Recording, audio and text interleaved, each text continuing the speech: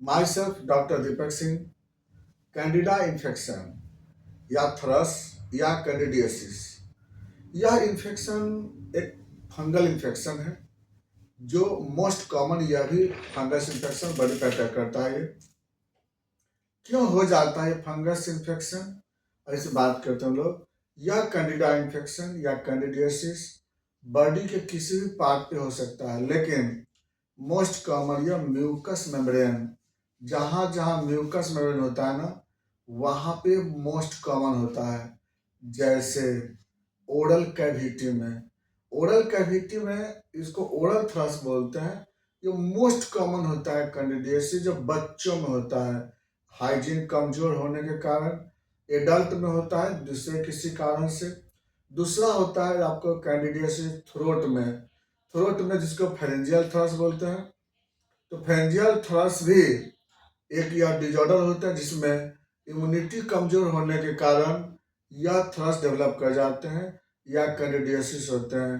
तीसरा होता है ऑसोफेजियल थ्रस। ऑसोफेगस में भी यह कैंडिडा का इन्फेक्शन हो जाते हैं, जिसमें सबसे मोस्ट कॉमन होता है जो लंबे समय तक राइज ट्यूब होता है ना, नेजोगैस्ट्रिक ट्यूब जिसका लगा रहता है ना, उसको ये होने की चांस होती है। ऑसोफेगस में यह हो जाता है, ये जिसको ऑसोफेजियल थ्रस बोलते हैं। और ये प्राइवेट पार्ट पे भी हो जाते हैं फंगस या कैंडिडा का इन्फेक्शन, जिसको हम लोग जेनाइटल थ्रस के नाम से जानते हैं। वहाँ भी यह हो जाता है, प्राइवेट पार्ट पे भी मोस्ट कॉमन ये डेवलप हो जाते हैं। अब ये बात हो गया कि यह बॉडी के कई जगह पार्ट पे डेवलप कर जाते हैं। अब ये हो क्यों, इसका रीजन क्या होता है, तो बता दिए कि इसका फंगस का नाम है कैंडिडा अल्बिकेंस फंगस है।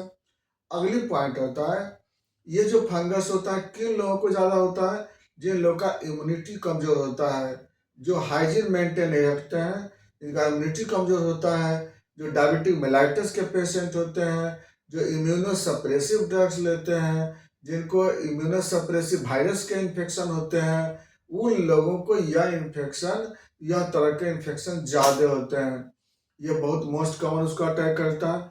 अब इसका सिम्टम क्या होता है, ये जो कैंडिडा का इन्फेक्शन जब होता है जहाँ भी, वहाँ उजला कलर का लेयर बन जाता है, जिसको हम लोग ल्यूकोप्लेकिया बोलते हैं। जहाँ भी होगा, चाहे वह वाइट ओरल कैविटी में हो या प्राइवेट पार्ट पे होंगे, जहाँ भी होंगे वहाँ पर उजला लेयर बन जाता है वहाँ पे, या फिर उजला कलर के डिस्चार्ज भी होते हैं। और कहीं बहुत कभी कभी वहाँ पर आपको इचिंग होता है, वरना इचिंग नहीं होती है वहाँ पर, हाँ पेन होता है और वहाँ के फंक्शन को लॉस करता है।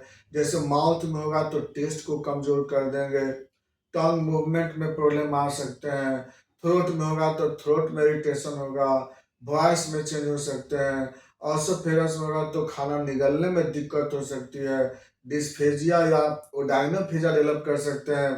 प्राइवेट पार्ट पे होंगे तो वहाँ पर डिस्चार्ज हो सकते हैं, वहाँ के फंक्शन को कमजोर कर सकते हैं। तो ये आपको जो होता है ना, उसका सिम्टम होता है।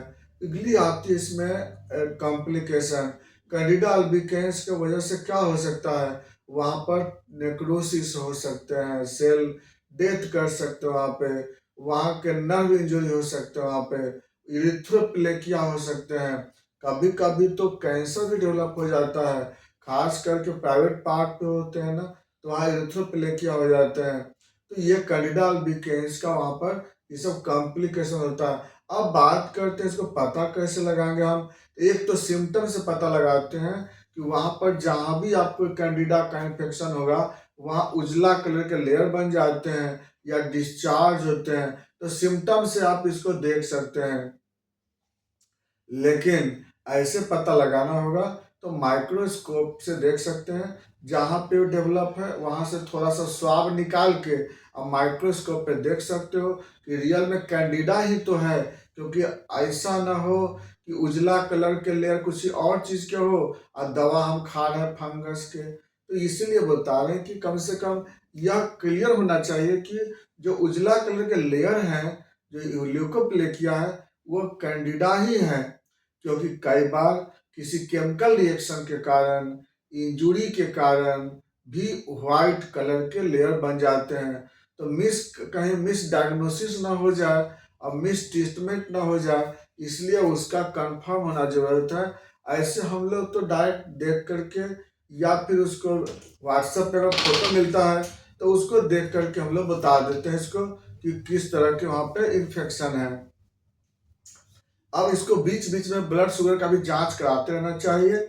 ब्लड शुगर कहीं बढ़ा हो या फिर जो अगर HIV का जांच करा कर देख सकते हैं, हो सकता है उस सब के वजह का प्रॉब्लम हो। इम्यूनोसप्रेसिव कंडीशन है, वो सबको देख सकते हैं आप। WBC काम करा कर देख सकते हैं। अगर कहीं कुछ हो तो फिर ट्रीटमेंट करते हैं। इसके लिए ट्रीटमेंट क्या करते हैं, तो कैंडिडा अल्बिकेंस के लिए हम लोग अलग अलग तरह के कंडीशन पे अलग अलग दवा चलाते हैं। जैसे सबसे इसमें अच्छी दवा होती है बोरेक्स।